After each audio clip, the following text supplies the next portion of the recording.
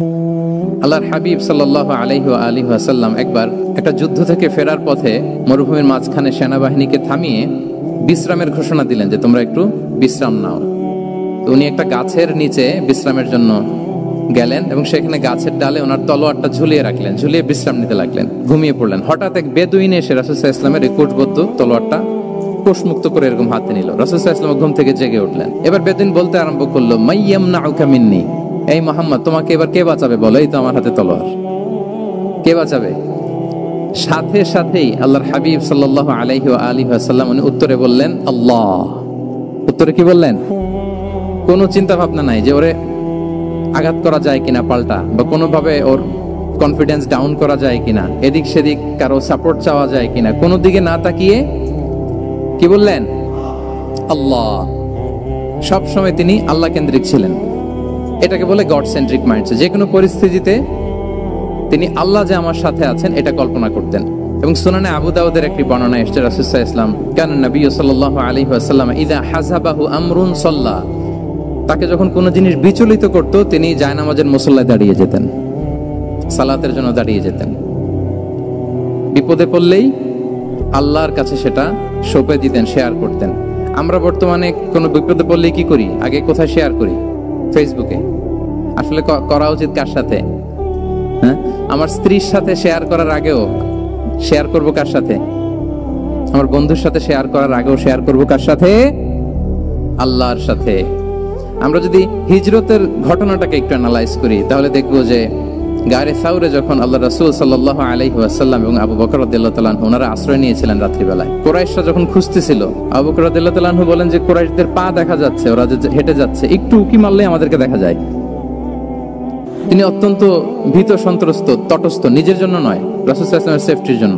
রাসূল সাল্লাল্লাহু আলাইহি ওয়াসাল্লাম আবু বকর রাদিয়াল্লাহু তাআলা আনহুকে বলেন যে আবু বকর চিন্তা করো না, লা তাহসান ইন্নাল্লাহা মা'ানা, আবু বকর চিন্তা করো না, আল্লাহ আমাদের সাথে আছেন।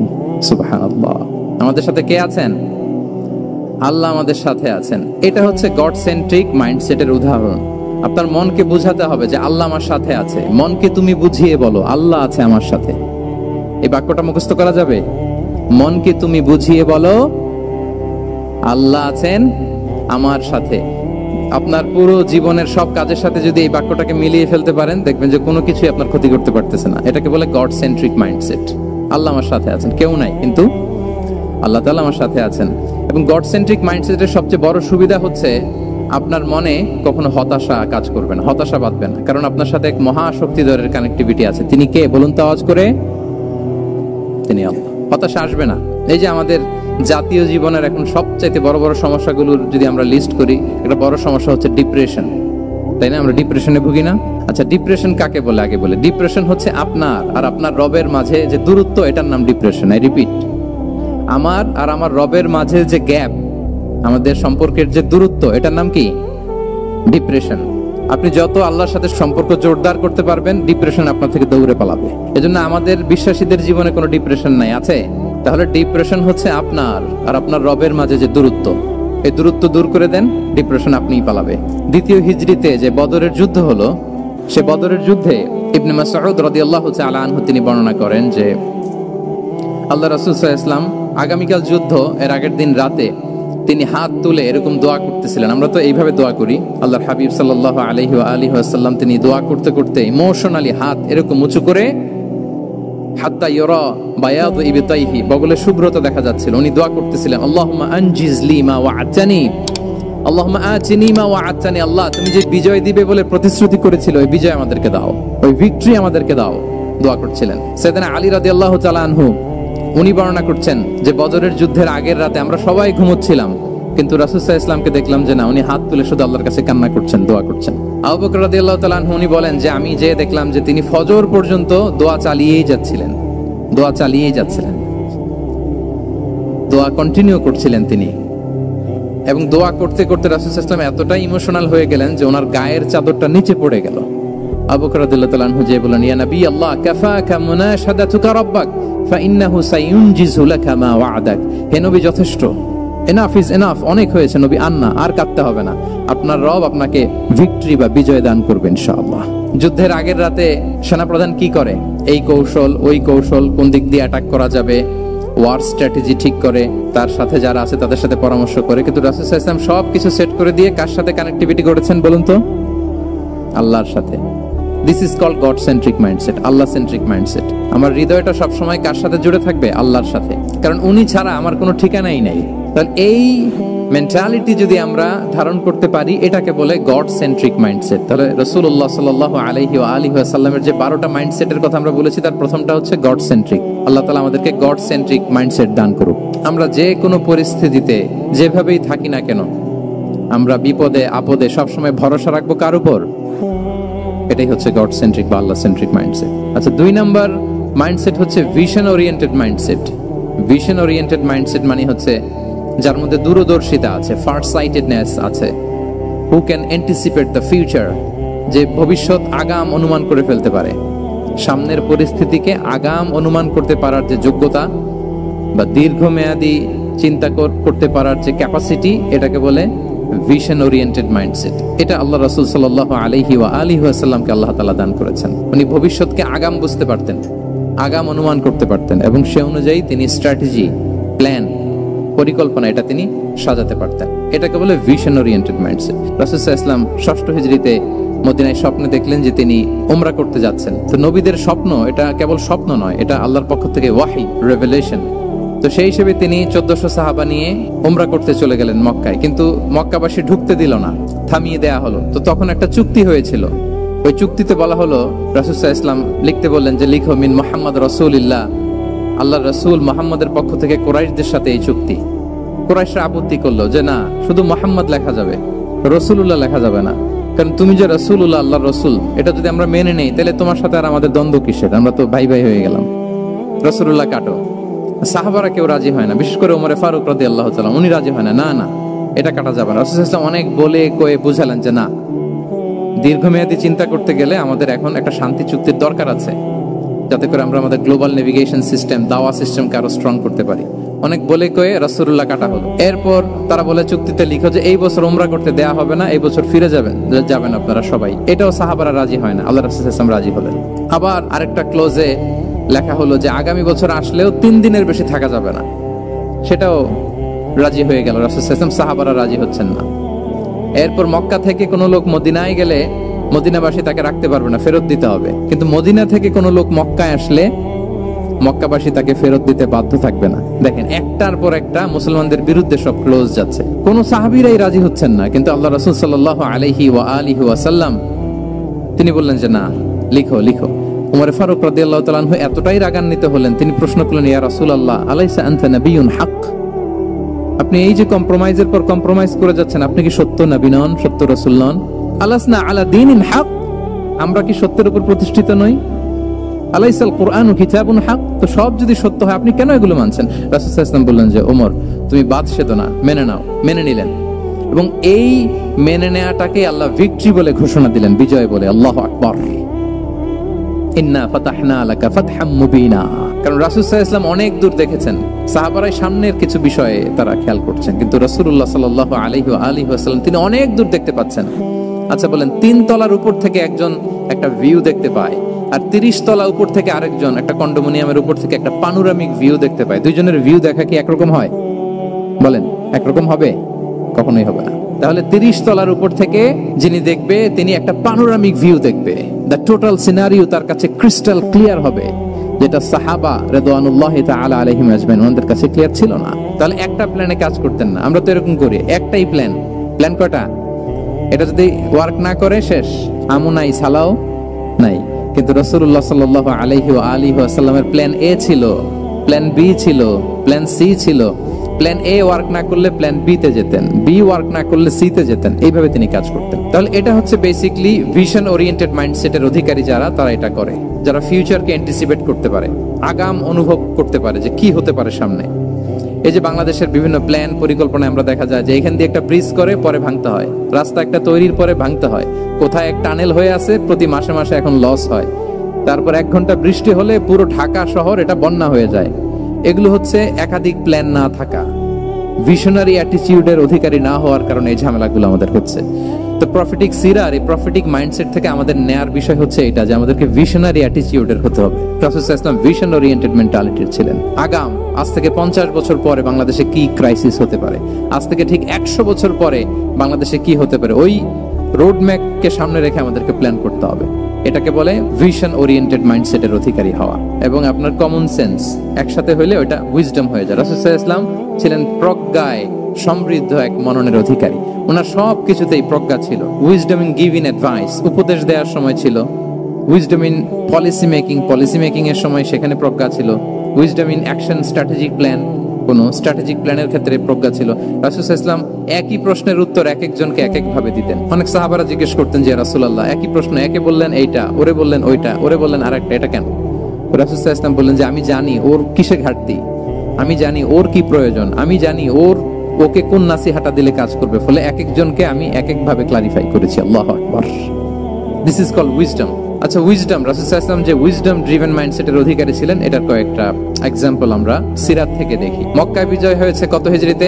8ম হিজরিতে যখন মক্কা বিজয় হলো তখন রাসূল সাল্লাল্লাহু আলাইহি ওয়াসাল্লাম আম্মাজান আয়েশার সাথে গল্প করছিলেন আর বলছিলেন, আয়েশা, লাউলা হাদাসাতু আহদি কওমিকা বিল কুফরি লানাকাতুল কাবাতা ওয়ালা জাআলতুহা আলা আসাসি ইব্রাহিম। আয়েশা, তোমার এই মক্কাবাসী, তোমার এলাকার লোকজন যদি একটা কেওস সৃষ্টি না করতো তাহলে কাবার যে আসল শেপ, আমি ওই আসল শেপে এটাকে ফেরত নিতাম, কিন্তু নিতে গেলে এখন একটা ঝামেলা বাঁধবে, এজন্য নিব না।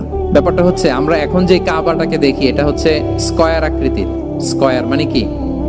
বর্গাকৃতি, তাই তো? বর্তমান কাবা কোন আকৃতির বলেন তো?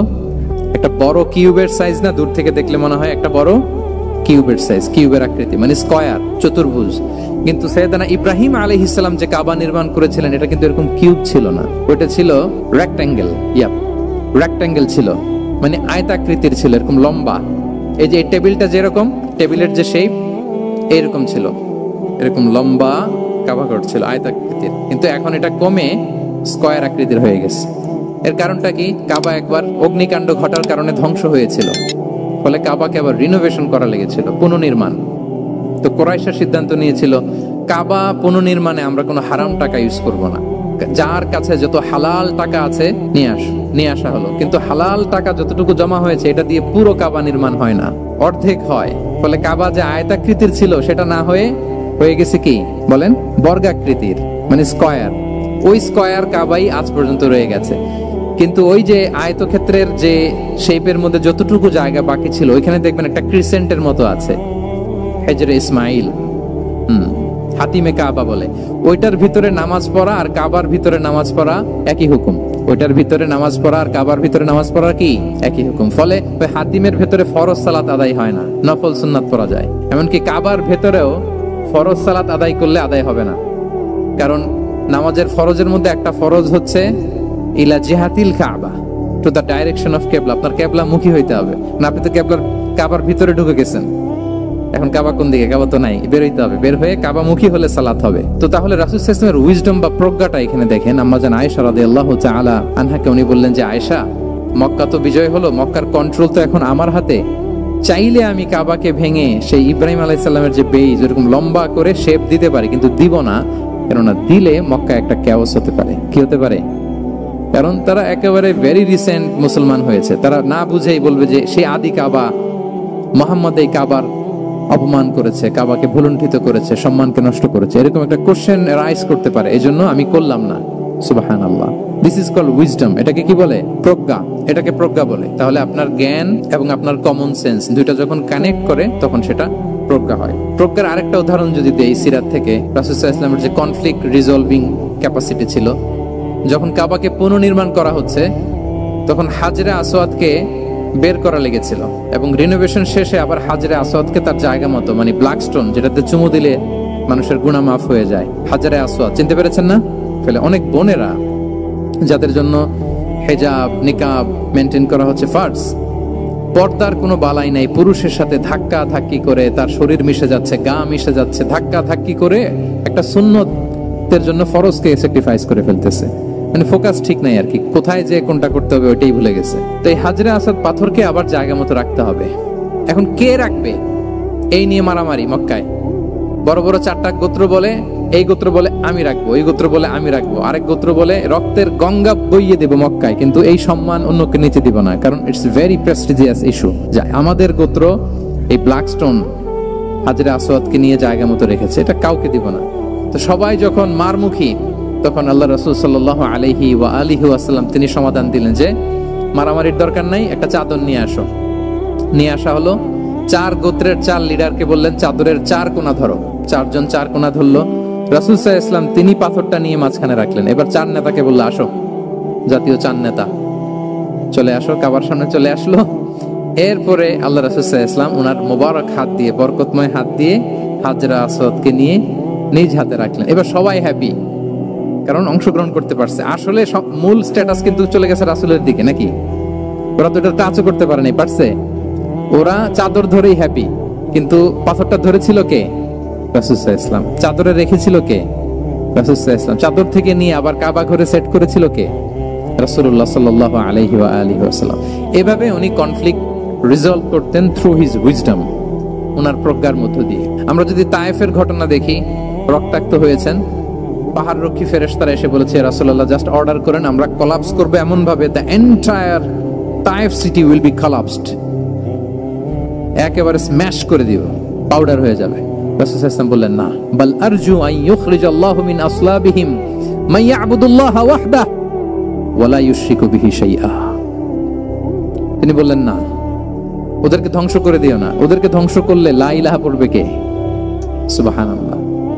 কি উইজডম ড্রিভেন ছিলেন উনি।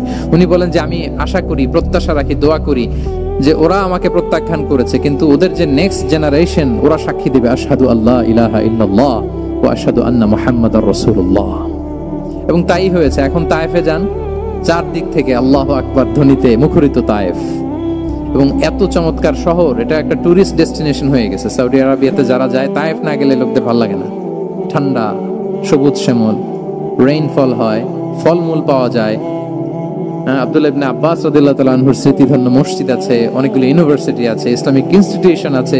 এই যে নয়নাভিরাম তায়েফ, এটা রাসূল সাল্লাল্লাহু আলাইহি ওয়াসাল্লামের উইজডমের ফসল। ওই দিন যদি রাগের চোটে বলতো যে হ্যাঁ দাও, স্ম্যাশ করে দাও, তাইলে এই যে যারা শাহাদা পড়েছে, নও মুসলিম হয়েছে, এটা কিন্তু হতো না। তাহলে এটা হচ্ছে রাসূল সাল্লাল্লাহু আলাইহি ওয়াসাল্লামের প্রজ্ঞার একটা উদাহরণ। রাসূল সাল্লাল্লাহু আলাইহি ওয়াসাল্লাম যখন আকাবার দ্বিতীয় শপথ করে ফেললেন ইয়াসরিববাসীর সাথে, তখনও মদিনা হয়নি। তো তখন মদিনাবাসী বলল যে রাসূলুল্লাহ, আপনি তো এখনো হিজরত করবেন না, তো আমাদেরকে কোরআন শিখাবে কে, সালাত শিখাবে কে? আপনি একজন দায়ী পাঠান, আমাদের সাথে একজন টিচার দেন। রাসূল সাল্লাল্লাহু আলাইহি ওয়াসাল্লাম তখনও মদিনাতে হিজরতে যাননি, আমাদের সাথে একজন দায়ী পাঠাবেন। তো রাসূল সাল্লাল্লাহু আলাইহি ওয়াসাল্লাম একজনকে দায়ী হিসেবে পাঠিয়েছিলেন। বলেন ওই দায়ীর নাম কি?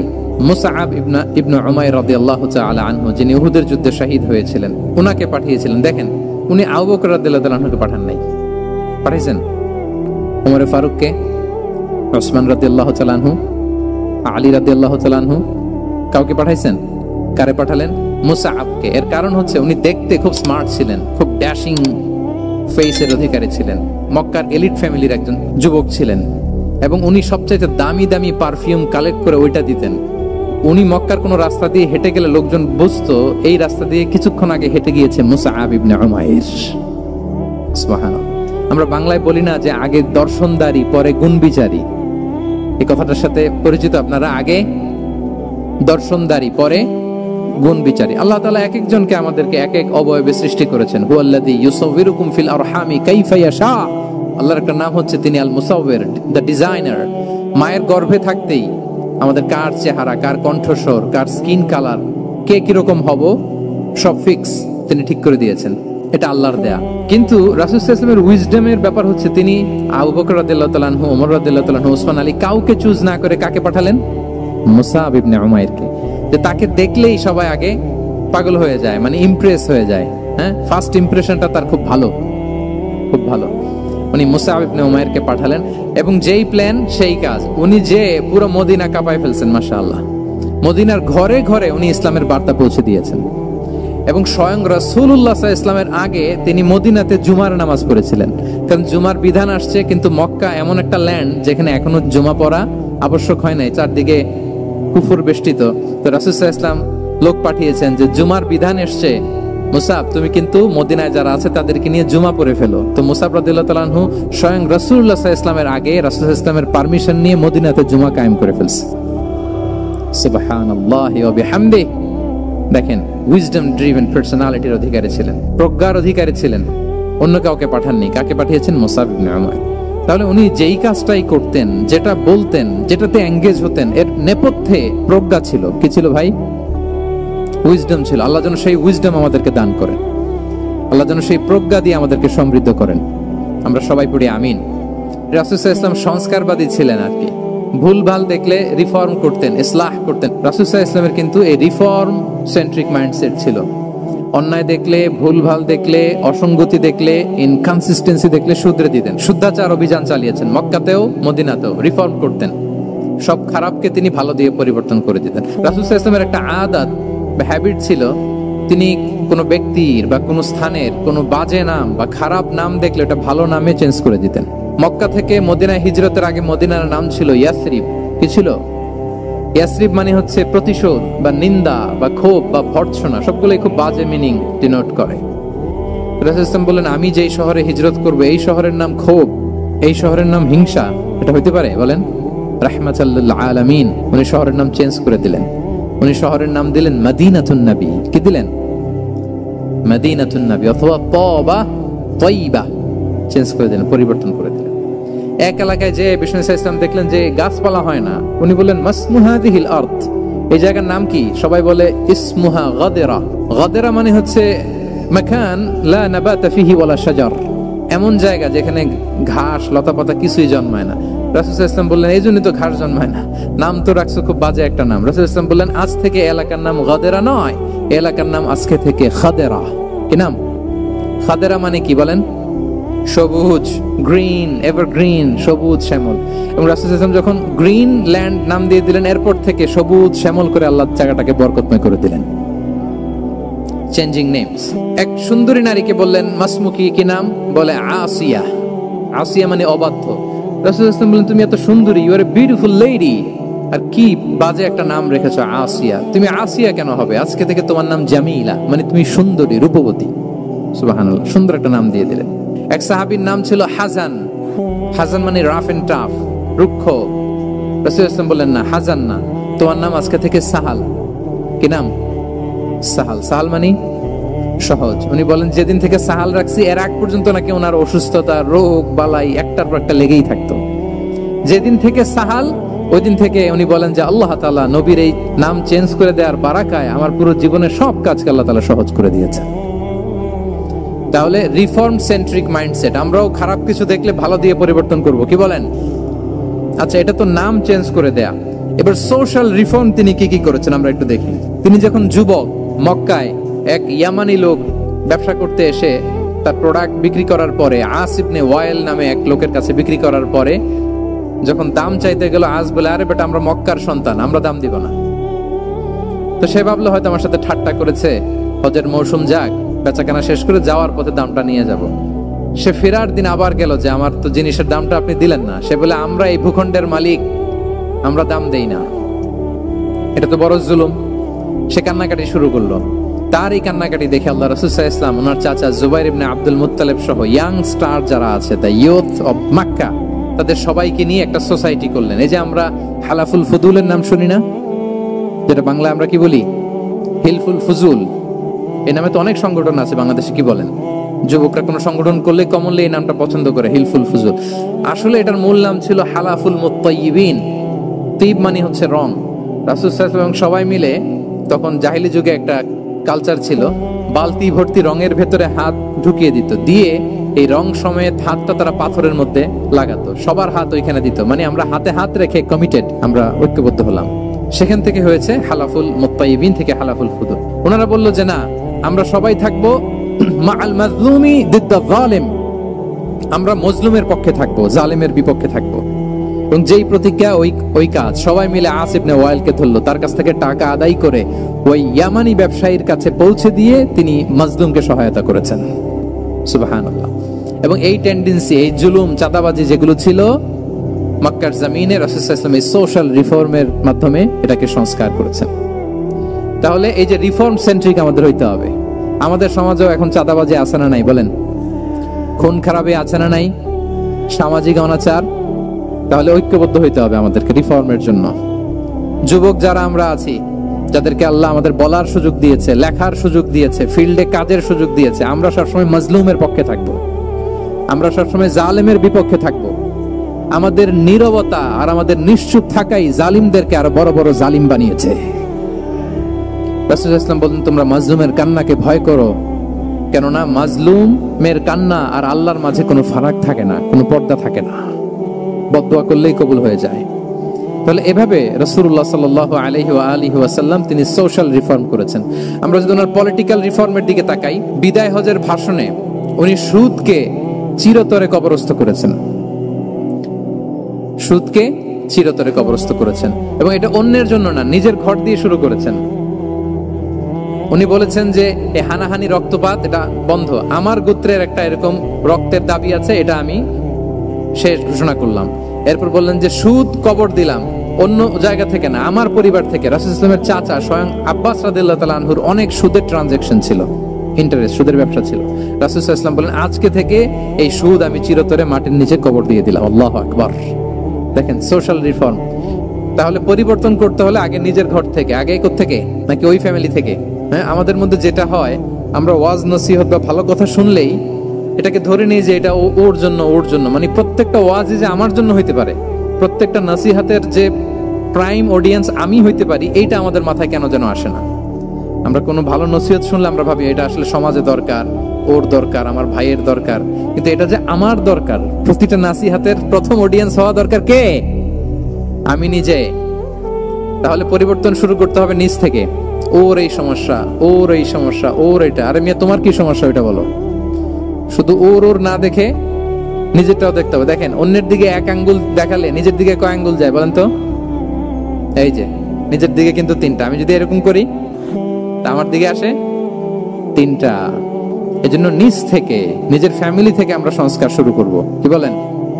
ওমরে ফারুক রাদিয়াল্লাহু তাআলা আনহু যখন ফ্যামিলি মিটিং এ বসতেন, উনি ওনার সন্তানদেরকে বলতেন, শোনো, তোমরা খলিফাতুল মুসলিমিন, আমিরুল মুমিনিনের সন্তান, তোমাদের কোনো বাজে কাজ যদি সমাজে আসে, তোমাদের কোনো অন্যায় যদি আমার কানে আসে, অন্যের জন্য যা শাস্তি তোমাদের জন্য হবে ডাবল শাস্তি। ওমরে ফারুক সন্তানদেরকে বলতেন, তোমরা যদি কোনো ভুল করো, একটা যদি হদ কায়েম করা লাগে এমন অন্যায় যদি করো, একটা হচ্ছে আল্লাহর দেয়া হদ, আর একটা হবে আমি উমরের দেয়া হদ। আমার মতো খলিফাতুল মুসলিমিনের সন্তান হয়ে পাপ তুমি কেন করলে? দেখেন, অন্যের বাচ্চা কি করছে, অন্যের, আমাদের তো ওই মেয়েটার সমস্যা, ওনার ছেলের সমস্যা, এগুলো আমার ছেলের যে কি অবস্থা, আমার পরিবারের যে কি হালাত, আমার স্ত্রীর যে কি দশা, ওইটা নিয়ে আমরা ভ্রুক্ষেপ করি না বা চিন্তা করি না। তাহলে সম্মানিত সুধী মণ্ডলী, আমরা পরিবর্তন শুরু করবো কোত্থেকে? অন্যের বাড়িঘর থেকে, নাকি নিজ থেকে? আল্লাহ তাআলা আমাদেরকে তৌফিক দান করুক। যে কেউ ওনাকে অ্যাপ্রোচ করতেন পারতেন easily, he was very approachable. ছোট বড় আবাল বৃদ্ধ বনিতা ওনার সাথে কথা বলতে স্বাচ্ছন্দ্য বোধ করতো, ভয় পেত না। এজন্য সিরাতের পরতে পরতে দেখবেন এক শিশু এসে প্রশ্ন করে, নারী এসে প্রশ্ন করে, বৃদ্ধ এসে প্রশ্ন করে, বন্ধু এসে প্রশ্ন করে, শত্রু এসে কনভারসেশন করে, সবাই এসে ওনার সাথে কথা বলতে পারতো। সুবহানাল্লাহ।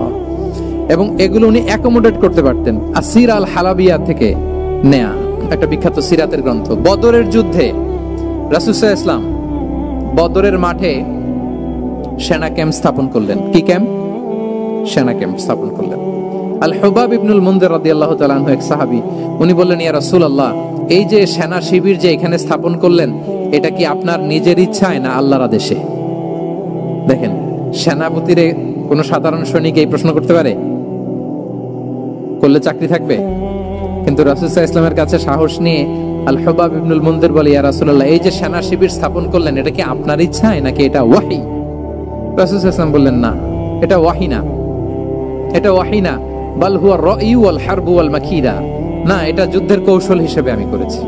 আল হুবাব ইবনুল মুনজির বললেন, ইয়া রাসূলুল্লাহ, তাহলে সঠিক জায়গায় সেনা ক্যাম্প স্থাপন হয় নাই। রাসূলের দিকে তাকিয়ে বলতেছেন যে আপনি যেখানে করছেন ওখানে ঠিক হয় না ইয়া রাসূলুল্লাহ, আপনি অভয় দিলে আমি বলতে পারি কোথায় ঠিক হবে। রাসূল সাল্লাল্লাহু আলাইহি ওয়াসাল্লাম বললেন, তাই? আমি যেটা করছি এটা ঠিক হয় নাই, তাহলে কোনটা ঠিক বলো? উনি বললেন, ওই যে বদরে একটা কুয়া আছে যেখানে পানির ব্যবস্থা আছে, ওইটার সামনে ব্যারিকেড দিয়ে আমাদের শিবির করতে হবে, তাহলে আমরা বদরের কুয়া থেকে পানি খাইতে পারবো, সারাদিন পানি খাবো, আর কাফিররা যুদ্ধে তো মারা যাবে, পানির অভাবে মারা যাবে। সুবহানাল্লাহ পড়বেন না? রাসূল সাল্লাল্লাহু আলাইহি ওয়াসাল্লাম বলেন, আরে তাই তো, তুমি তো ঠিকই বলেছো, এভাবে তো আমি ভেবে দেখিনি। আবার তিনি অ্যানাউন্স করে দিলেন যে সেনা শিবির এখানে যেই তাবু টাঙানো হয়েছে এখান থেকে মুভ করে আল হুবাব যেখানে ইন্ডিকেট করেছে ঠিক ওই জায়গায় যে শিবির স্থাপন করো। তাহলে আওয়াজ করে বলুন, ওপেন মাইন্ডেড না ন্যারো মাইন্ডেড? আমরা অনেক সময় আমাদের অধীনস্থদের কথা শুনতে চাই না। অনেক সময় অধীনস্থদের মাথা থেকেও দারুণ দারুণ দুর্দান্ত আইডিয়া চলে আসতে পারে, ইগনোর করবেন না সব সময়। আপনি দেখবেন যে তার কাছ থেকে ভালো আইডিয়া এসছে কিনা। তাহলে রাসূল সাল্লাল্লাহু আলাইহি ওয়াসাল্লাম এটাকে ইগনোর না করে অ্যাকোমোডেট করলেন। সুবহানাল্লাহ। খন্দক যুদ্ধের কথা যদি দেখি, পরীক্ষা খননের অ্যাডভাইস কে দিয়েছিল? মক্কার কোন লোক? সালমান আল ফারিসি। বাড়ি কোথায়? ইরান। সেই পারস্য থেকে এসে বললেন যে এখানে পরীক্ষা খনন করলে ভালো হয়। 5.5 কিলোমিটার পরীক্ষা খনন করে ফেললেন। 4.5 মিটার প্রশস্ত, 3.5 মিটার হচ্ছে এটার ডেপথ।